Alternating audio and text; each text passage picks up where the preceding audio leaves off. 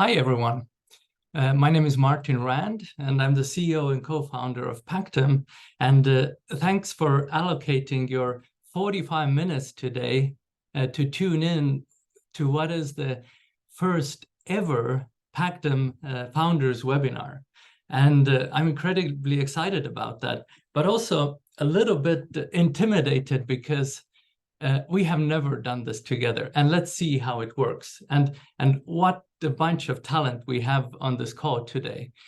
So let's start with Kaspar. Kaspar is our CPO and co-founder, and Kaspar, you with your e-residency were voted Forbes 30 under 30, and you were actually the most cited Estonian in international press for 2 years in a row. So let's see if we can do all of this together, or are there too many cooks in the kitchen? And Kristjan, you have a PhD in AI and machine learning, and your team actually replicated DeepMind's AI when it was launched. And because I think DeepMind didn't give any comments, then your team was the only one giving comments in international science press like the Nature and so on. And of course, you were the AI lead in Starship, building autonomous delivery robots. Martin, look at yourself. Then when I met you, then you just sold your first startup to Fortune 500. And then you, if I remember correctly, you got trained in Harvard about negotiations. And now I see you more often in US primetime TV speaking about AI than I see in your real life. So quite an achievement. So we have a lot of talent here. I'm sure we can make it work together. What are we going to talk about today? So we're going to talk about how can AI deliver superhuman results, and what are the use cases AI might be most applicable for. We will then go through the tech stack. What does it take to build a good AI system? And is it possible to use tech stacks of other companies rather than implementing everything in-house? And we're also going to talk about what does it take to implement? Are there simple ways to implement AI that deliver ROI quickly? So that's really the agenda for today. And we're going to end with a Q&A session and a discussion. But before we begin, let's very briefly talk about what is Pactum? What do we do? What is an AI negotiation? So Pactum uses AI to negotiate supplier deals for the largest enterprises in the world, unlocking hundreds of millions of dollars.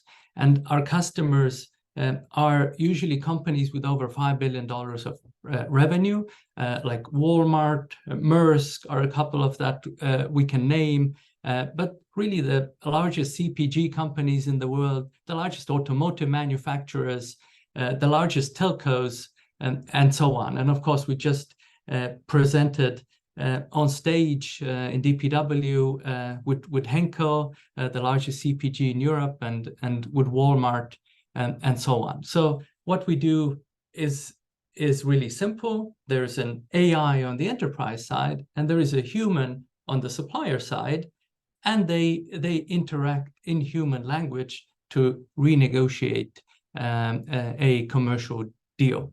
But not to leave kind of people wondering, let's recap this intro session just by showing what is it, so people have it in front of them. So Kaspar, maybe in 1 or 2 minutes, let's quickly run through it. I'll do max 2 minutes, everyone. So as a client of Pactum, you log into suite.pactum.com and you have access to the different use cases that you can try out and put in use. Once you start using one autonomous negotiation use case, you can upload suppliers or you can get them from your spend management system. And you can see a list of suppliers there. You can see some suppliers have reached agreement already. Others you can click send and start a new negotiation.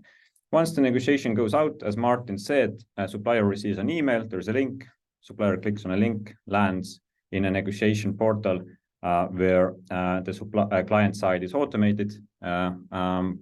by the AI bot, and me as a supplier, I can engage here. Then I can answer questions, I can make review offers, make counter offers, and go through the negotiation. The magic here is that the AI really tries to learn the supplier and make a deal that actually both parties would value. Once agreement is reached, DocuSign usually is generated or new purchase order is issued, and it goes to signing sometimes. As a client, usually then you end up looking the dashboard, whether you do it weekly or you do it daily. Sometimes you see what spend is going through Pactum, through the bots, how much negotiations have happened, what's the conversions, how impactful it has been, and you can do it here or of course in your own spend management systems. And that's in very short, that's it. How the product works. We most likely will have a separate webinars around them where we can focus more about that. So you can let me know also and give feedback if this is something you would be interested. Maybe what's more interested for us now is to cover more generally what are different applications for AI autonomous negotiations, and we have so much to share with you, because we started this road when we, together with Martin and Kristjan, we established Pactum 5 years ago. And it seems like yesterday though, but the 5 years ago, the very first negotiation happened. It was a 75-year-old taxi driver in Italy. And when the person received a link, he said that he hates computers in general, but he went through the negotiation. He negotiated a weekend taxi rate deals with the marketplace, and he got a better deal. And he said he was super satisfied and happy about the better deal and about the experience. And usually what startups do then is that, like all the startup theories say, that if you find the fit, you will start focusing on the market fit and you will start building up your company through that. But we didn't do that. For the second, third, fourth successful case, what we solved, we expanded the use cases. We expanded our product portfolio so that we would learn together with the enterprises of where are the opportunities and applications for autonomous negotiations.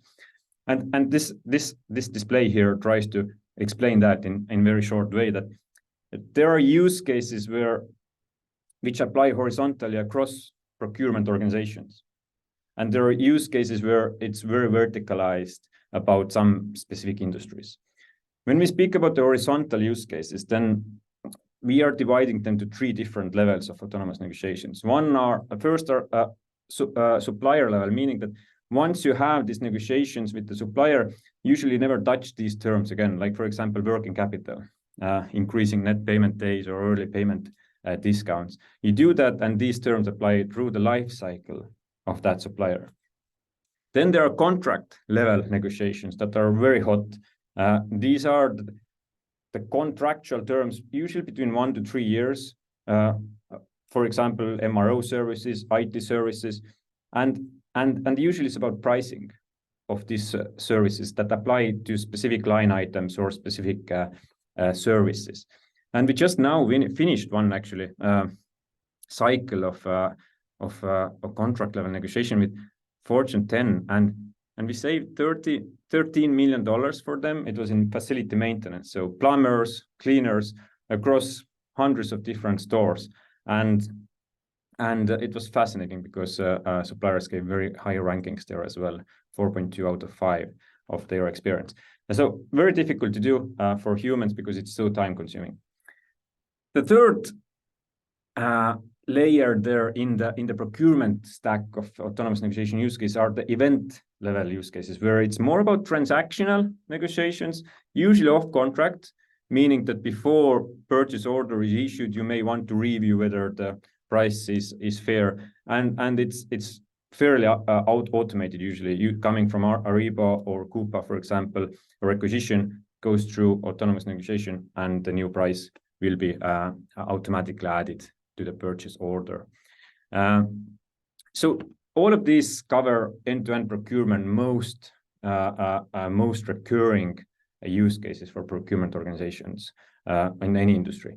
But then there are these use cases that are about specific price in retail or logistics that are becoming much more complex already. For example, in retail, doing cost negotiations where there are also external data factors like commodity price changes, like internal factors like item margins and profitabilities, and sales volume decreases and increases. And it's usually item level, meaning that you have tens of millions of SKUs, or at least hundreds of thousands, if everyone doesn't have millions.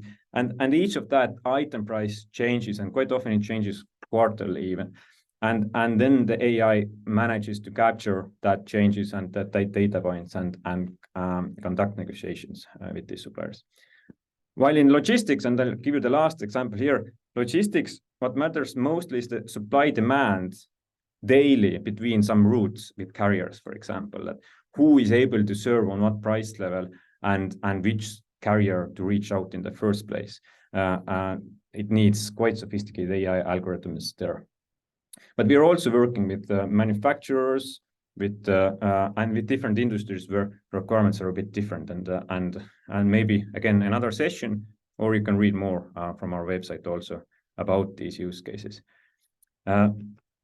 Interestingly, for this webinar, we thought to emphasize a bit more on what's behind the scenes, kind of how actually one AI company can build up to serve all of these use cases and what it requires. And maybe Kristjan, you can take over and share some of the AI stories behind Pactum and behind any autonomous negotiation company.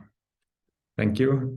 First of all, I'm very glad to be here, and I'm so happy that there are so many people in here. I will try to be brief. Please do use the question and ask section, and we will answer to you all the questions and have a discussion later. I'm going to share the screen. So I'm going to give a brief overview of an AI platform that we are using to serve large enterprises, an enterprise-grade system. Although I'm going to give an example on what we have built, many of these layers are applicable to many other systems and startups as well, and technologies that are providing services. So our central thing is autonomous negotiations. We are conducting negotiations on behalf of large enterprises. In order to have these in enterprise level setting, you need to have many layers and a lot of technology around it. And this is many of these layers do generalize to other systems as well.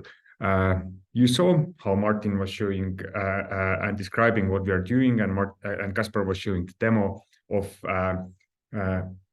supplier doing negotiations that we are calling a supplier portal, and negotiation suite that is from customer side. So these are two common interfaces for us. And everything I'm mentioning here is working in real time, has been built over the 4 years by Pactum. So there is no hypothetical slides in here. Every system needs internal tools as well. Of course, we are doing autonomous negotiations. Then for us, it is negotiation design tool, a negotiation designer. And this is a fascinating tool. It's as a CTO and co-founder, I didn't want to build these things. I wanted to use some other software, and there are like hundreds of chatbots and everything. Then I thought that it should be possible. It wasn't. So we need to build these things ourselves. It has many integrated things in it. You can like multiple languages, you can have simulations, tests, multiple people can edit them, you can build in A/B tests, it's integrated to large language models, and I will focus on AI a lot more later as well. And then, of course, workspace, what we are calling workspace, operational tools for managing the situation, understanding what's going on, doing customer support, and so on. Kaspar was explaining well our product modules and use cases, and in addition, of course, we have all the negotiation level components that we can build up different use cases and serve them as modules to our customers. I'm going to skip the AI part at the moment. I'm going to leave most of the time for AI, but I still want to mention the other ones as well. Automation. Although AI is the central of it and autonomous negotiations for us particularly, like everything still needs to run in autonomous fashion, sending out emails, getting data, building contracts in end, signing them, creating tasks and so on. So this automation layer needs to be there in all cases, usually. The general infrastructure. For us, and AI is one aspect, of course, that I am interested in myself and everyone in here as well. But there is also another aspect which is related to data warehouse and doing negotiation science and getting better in it. So we are doing negotiations in tens of thousands, meaning that we can do scientific experiments. In computer science, you might call them A/B tests. We can test different strategies, different tactics, different positionings, and we are gathering knowledge base of behavior learnings and getting better in understanding how to conduct them such that both sides will be happy. And of course, enterprise level things also need security and compliance and integrations that also were mentioned as well to Ariba, Coupa, and DocuSign. That's in short. And now the AI engine. I will spend tiny bit more time in there, and then please do leave questions to Q&A as well about everything. So AI engine. AI is rather wide term. We could divide AI into two, meaning rule-based systems and generative AI or large language models. Both of these systems have their own benefits. They have their properties, which makes them very important. And in order to have the most value in scale, both of them need to be used. How we are using large language models. I briefly mentioned that they're part of writing scripts, alternative versions of negotiations. They can automatically do this by making them more softer, more aggressive, A/B testing different versions of them, and so on. And this is the generative part. But we also use them in more classical natural language processing way to get the unstructured information into our structured system of understanding the terms, understanding what is going on there, finding similar purchase requisitions, or understanding where is demand, which is very powerful add-on because they can be used very easily to get unstructured information into structured way to be used in other technical systems. And then there is the symbolic part or this rule-based part of an AI. And there are many aspects there, and a couple of them were mentioned already as well. For example, already triggers understanding when to start the process of negotiations. Like, is it because some rate is missing or some price is missing that we need to get it? Is it because the commodity price is changed? How much they should change? How often can I do it? Or they are more common triggered by the customer on annual ones. Supplier selection. In many cases where there are options to choose who to contact, it becomes extremely important. Also, the order in which you contact suppliers becomes important. And we are using like many things there all that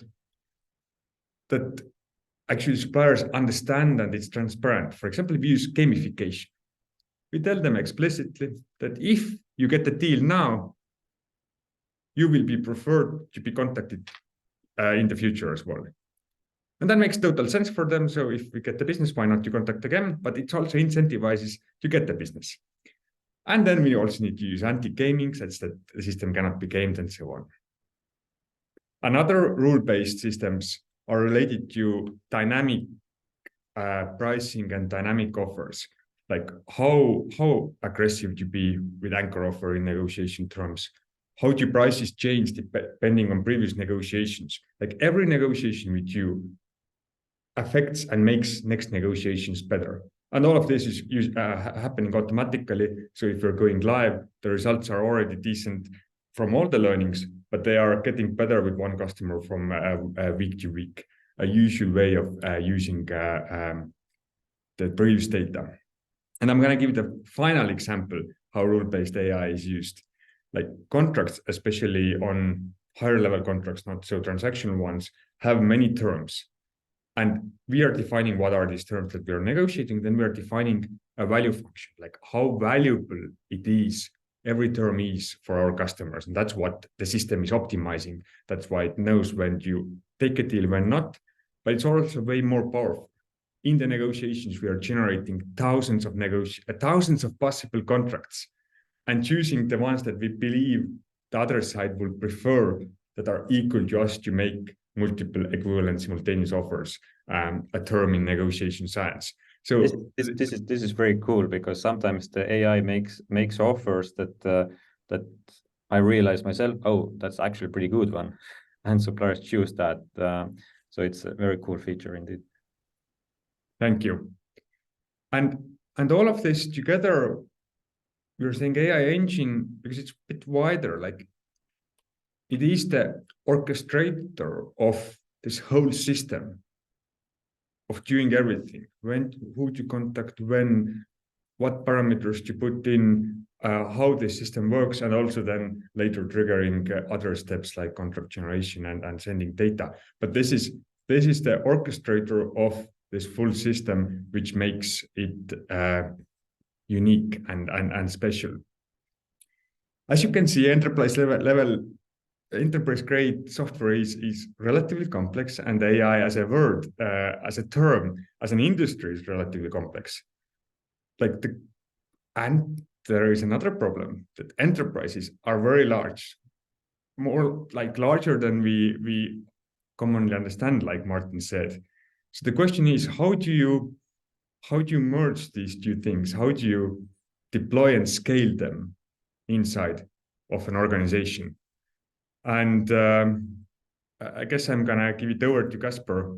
Maybe you can talk about our learnings over the 4 years and our recommendations for others. Yes, thanks, Kristjan, for this. And yeah, maybe you can put next one. I really like how it scrolls there, though. So autonomous negotiation. Can you put back, please? Autonomous negocations, like that was our dream when we established also Pactum, that always keep rolling while we sleep. So we speak a lot of it, like large enterprises and more recently even the C and CEO level. And what we quite often hear is that that's great, AI is great, but I'm not Google or Microsoft. Like we don't have the skills to become an AI company, right? So what should we do? How should we deploy AI? And then quite often there are consultants who also advise to put together like big projects out there. Like it includes data cleaning, ERP and spend management updates, training the AIs and everything. And quite soon it becomes a very large AI project where the ROI maybe is quite far away, and the trust towards AI through time, just you lose that trust. You can't see the results. So what we have seen working and advice for any other AI company out there is to start setting up AI bots in a very narrow way, how they solve some narrow business cases that can be deployed quickly, and the benefits come out from that very quickly and very measurable way. So we call it 4 levels of AI negotiation intelligence, where level 1, what we call standard, or some of our clients make fun of this and call it haggle bots even, is that it's in some sense simple negotiation use cases where AI goes out there, tries to get fair price, but it's also very quick to implement, taking a week or 2 weeks to set up, get results, and start building trust towards AI bots. And when we reach to the first levels of trust in the large accounts, then they start to share, then they start to embrace AI, and some fears will diminish. Fears of AI is taking the jobs, or fears of other fears what we have. And And then we reach to level 2s usually. And in level 2, what we call advanced AI bots, they're already, the AI is able to do trade-offs. It understands the terms and values, it makes trade-offs, it understands the values of suppliers, it asks a lot of questions. And as I shared before about the facility maintenance use case, it expands the buy and makes a deal that is better for both sides. That is another bias of humans, that we always think that if one loses, then another wins, but we have proven that wrong. Very exciting journey begins obviously when we reach to expert level of AI bots, where I mentioned before in the retail use case, where there are lots of data points already, external about commodity data and internal, and the AI needs to put that together in real time about different items and not only understand the data and value, but also construct negotiation strategies, put together different argumentations per use case in a compelling way, proved by data points. And this is what best humans do today. Sometimes just taking too much time to do it with everyone out there.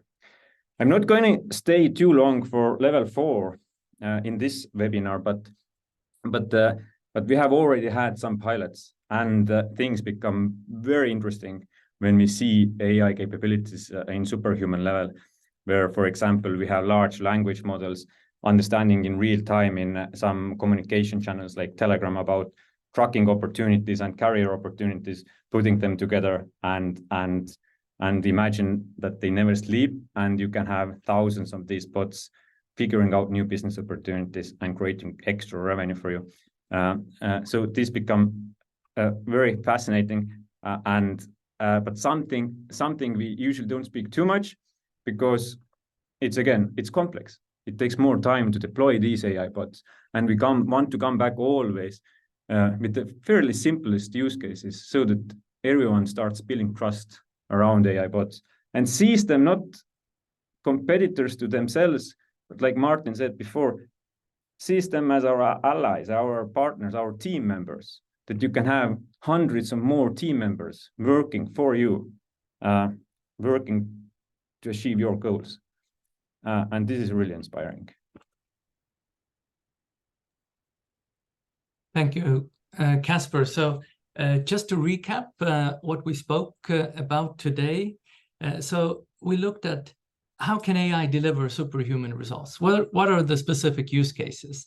Then we looked at the complexities behind an AI stack and whether it makes sense to build it up in-house or use somebody that has built it up already. And then, of course, we looked at the deployment, and perhaps it might make sense to start from the simple ROI use cases so that you get quick wins, and therefore inside the organization you get a mandate to continue rolling out ever bigger and bigger AI projects. So I'm incredibly excited about what's happening in the AI world right now, and I would claim that AI globally is accelerating now at an exponential pace.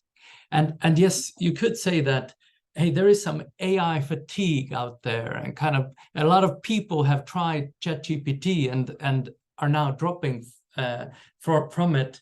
But there is another trend going on. The mandate to implement AI in very large enterprises is only now being realized.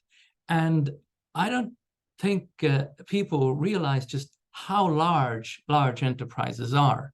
So Fortune 500 is 66% of the US economy, and similar ratio applies to the rest of the world. And and all of those 500 companies are starting their AI implementations right now. And that means that 2/3 of the economy is now being influenced by AI. So right now is the right time to be tuned in about this. And so what does this mean for procurement professionals? This topic can be new. It can be a bit intimidating, but what I always like to say is that AI AI doesn't take jobs. People using AI take jobs. And now procurement professionals need to start adjusting to a new way of working. This new way of working is teaching the AI system your capabilities. How do you use data? How do you negotiate those deals? And work becomes more about not just piloting the airplane, but configuring the autopilot. And that's how you stay ahead of the game. And the fact that you joined this webinar right now shows that you are in the right place and you are ahead of the game. And that's incredibly exciting. So now let's open it up for discussions, and let's take Q&A, and Fabian will help us with that. Thanks, Martin. Can you hear me now? Yes. Perfect. So we have actually quite a few questions, and it's been quite interesting to hear you speak about the different use cases and applications of how we can use AI. The first question that we got from Nicola was about how do people know that they are engaging with a bot when they are negotiating through Pactum? I can answer that, I guess. Yes, they do know. We don't hide that. And quite often they appreciate that also, because an AI system has unlimited time to discuss. So they can take their time, they can figure out what is the best deal for themselves and take it at their own pace. Yeah. I would like to add that it's actually in many countries illegal not to tell to suppliers that it's AI. In EU and I think in California as well, that it's by law that you need to tell it. Well, that's actually a good segue, because we also had a question about how do you address data privacy and security for your customers? I can maybe answer that one as well. So this is talked a lot about with regards to large language models. Indeed, if you use an external large language model, then there have been instances where corporate data has leaked into the large language model and therefore became public. And this is extremely dangerous. And this is why we use two types of AIs. We use a rules-based AI, which is actually doing the back and forth negotiation. And we use large language models in safe use cases where this cannot happen. And as a technical answer, we knew from the first day that we are working with large enterprises. So already kind of choosing the technical environments, choosing the programming languages, everything is banking grade. We got the SOC 2 certificate on the first year. So it has been in our DNA to take this extremely seriously. Yeah. On a different note, people are wondering, how do you ensure that the bots are not creating unfavorable kind of results? And I would like to connect it with another question that I saw around, is there a way for humans to still interact with the results before they get approved? How does that work? I would like to take that one again. Sorry, Kaspar and Kristjan. So what we go through with the customer is a value function. And I think we are the only company in the world who actually prints a mathematical model of logical math into a contract. And this math represents the whole negotiation.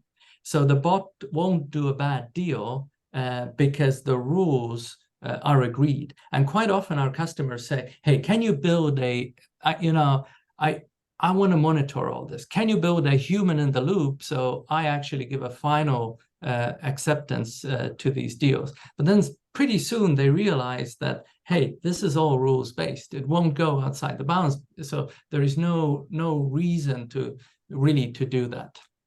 I would like to add from negotiation science perspective that even if with humans, if I would be negotiating a deal with someone, but then I will tell them that actually I don't have authority to negotiate, I need to ask my boss.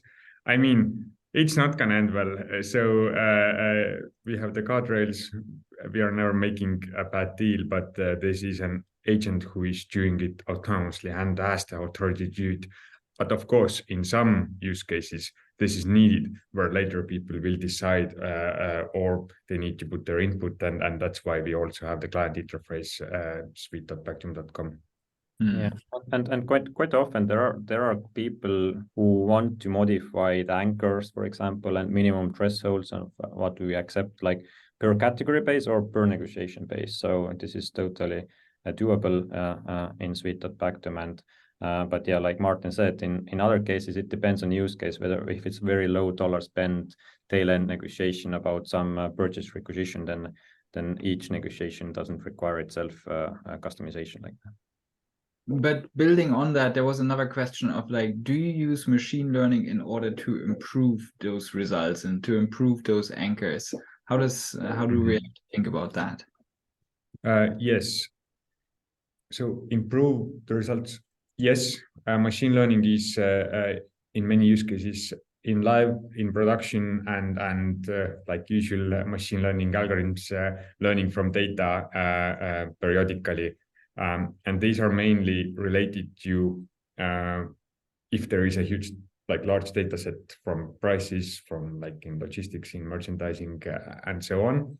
And they define the anchor offers and limits and how the negotiation will happen. But we also use machine learning in offline mode, in analyzing the data, on making negotiations better, but this is more like a tool for negotiation scientists to improve the system, which is also common in any AI application where people are gathering data and improving the product. So because we're still dealing with humans on the other side, somebody was curious, how do we take in the emotions of the other side? And I remember you talked once about some learnings of people doing different things depending on the first response. Can you talk a little bit about that? I can say that our negotiations are built up based on the principles of Harvard's program on negotiation. And our negotiations are not aggressive to be aggressive. Our negotiations start with finding out what's in it for the supplier. How can we how can we expand the pie and create value for both sides?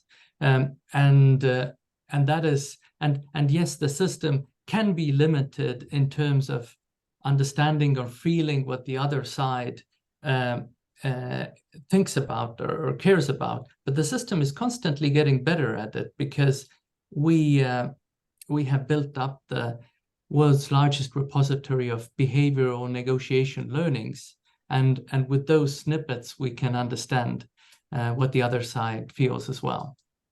And you asked one example as well, and I can share one example from Henkel and Walmart, who shared these success stories on a stage just a few weeks ago. Was the feelings do matter, and if suppliers, for example, come to the negotiation and they feel that there is some mistrust, or they don't feel that they have time, for example, to have this negotiation at the moment, then the AI obviously has more time, and the AI then proposes to come back later.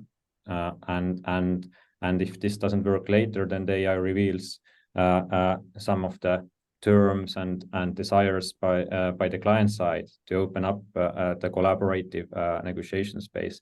And then through understanding and learning, through building trust, then and people, if they open to each other, we can reach better deals.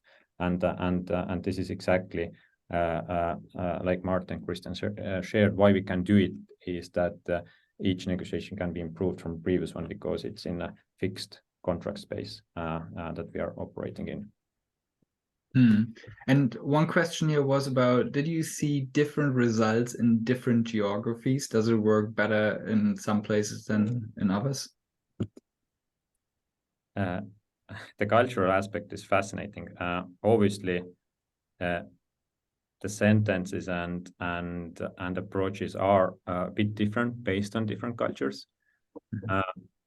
but what I have personally learned, at least from these scientific experiments, is that we as humans seem to be very similar still across cultures. We have very similar biases across cultures, and we are very similar desires across cultures.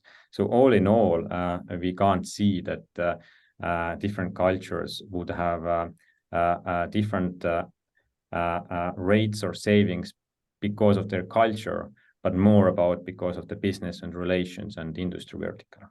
But it's fascinating that everyone believes this very deeply. And we were originally afraid as well that we cannot go live in South Korea.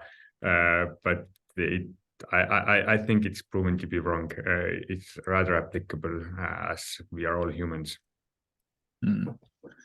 And there's another set of questions around where, like, in what kind of categories does it work? Did you see that it actually produces better results in some categories versus others?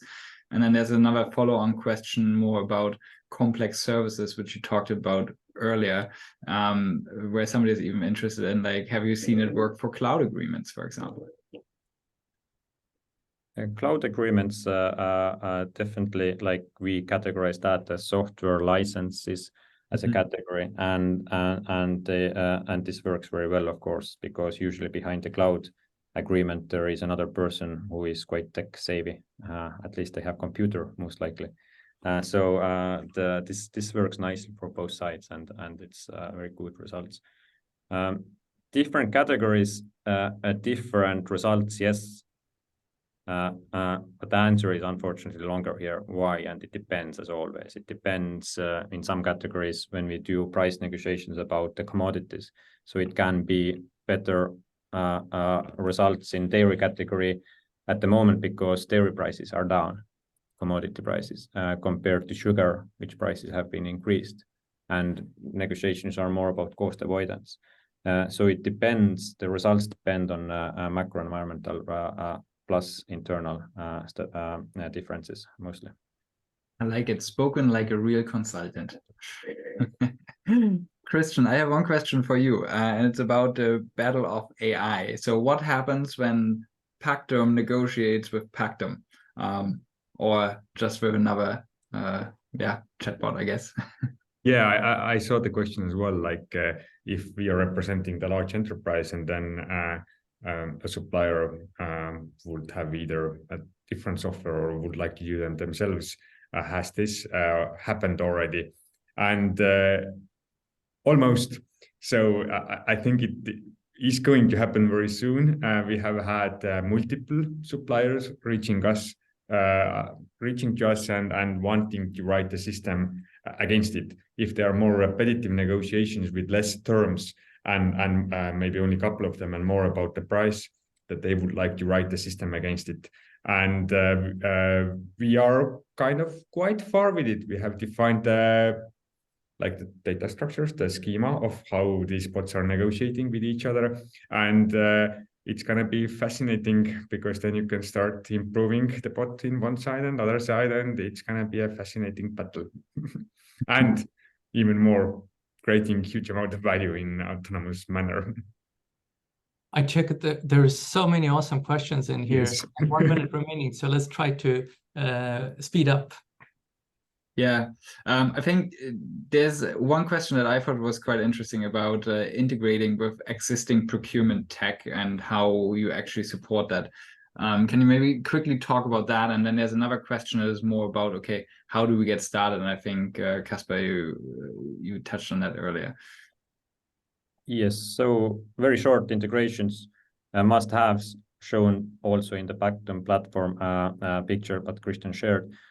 Basics are there that can be launched within a very short time frame with Coupa, Ariba, etc. Also with DocuSign email integrations, for example, signing contracting integrations. All of this is automatically there for our clients, and so data comes in from systems and we get the better rate. Data goes back to the systems. Short answer, yes. Second question, yes, let's start with the simplest. Let's show that AI bots can produce value to you within 2 weeks. Like because people usually don't believe if they don't see. I don't know why, but people need to see results. So let's show the results very quickly.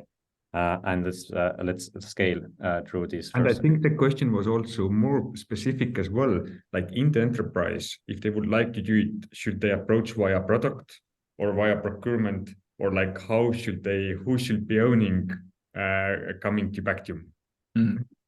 Maybe Martin. Yeah, but usually we talk to procurement people directly who have the specific knowledge.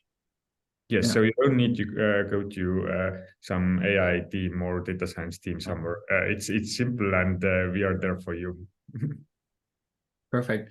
I think that's it for now. There's too many for us to still answer. So Martin, if you would like to close it.